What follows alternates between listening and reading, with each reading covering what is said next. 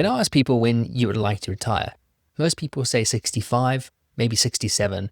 But when I ask why, there's usually no real reason. It's just when their state pension starts, or it's their age on their workplace pension statement. Now, I think that's a terrible way to plan. And in this video, I want to show you why. I'm going to walk you through a real world example. So a couple who came to us with a familiar story.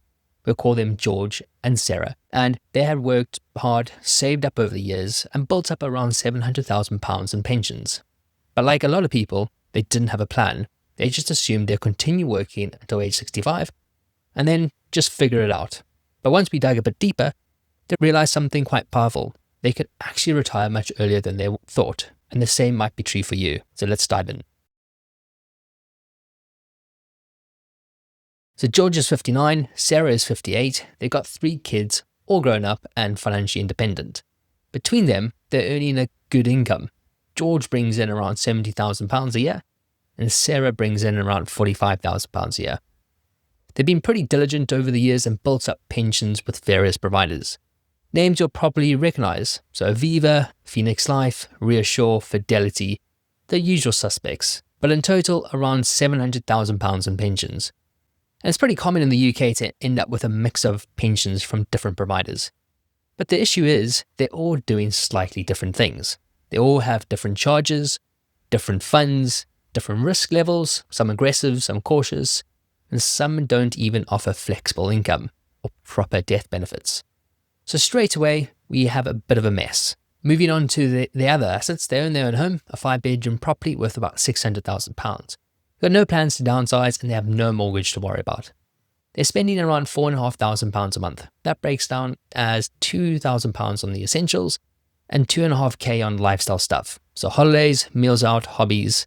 Plus, they'd like to buy a new car every 5 years, spending around £20,000 each time. They want to keep that level of spending going in retirement, or at least until George turns 80. After that, they imagine their lifestyle costs and new cars might slow down a bit. With regards to future income, they've got the full national insurance records, so they can get the full state pension from 67. So around £230 a week in today's value. Now, the first thing we look at for all clients is something we call the retirement score. It's a way of showing, based on what you've got, what you spend, and how long you might live, if your retirement plans are sustainable. For George and Sarah, their score came out at 120%.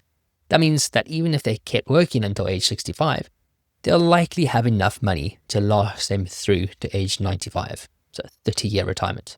And that's great news. But I knew we could make things even better.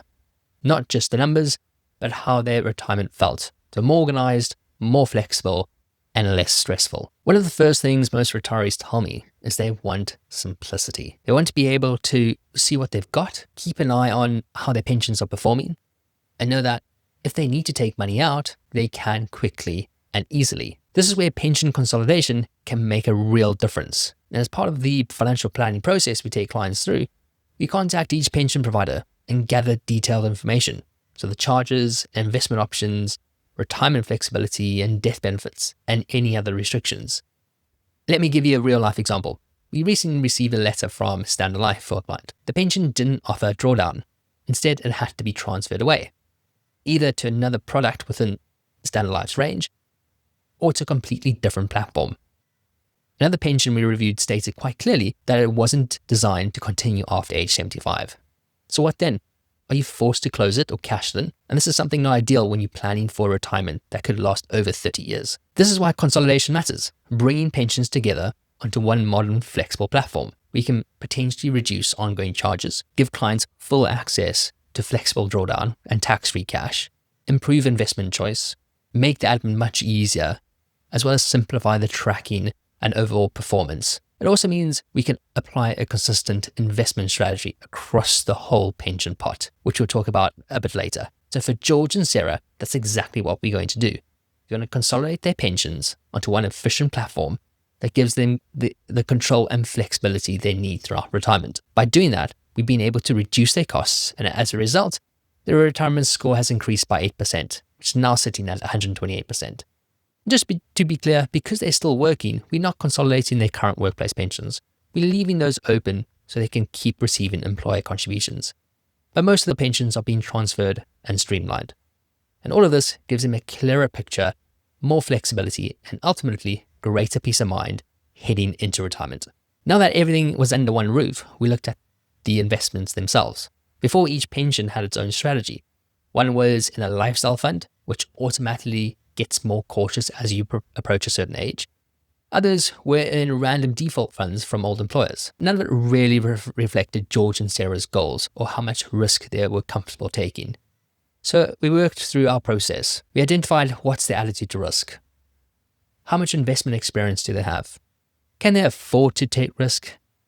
And how much risk do they actually need to take? Once we understood that, we built a portfolio that made sense for them.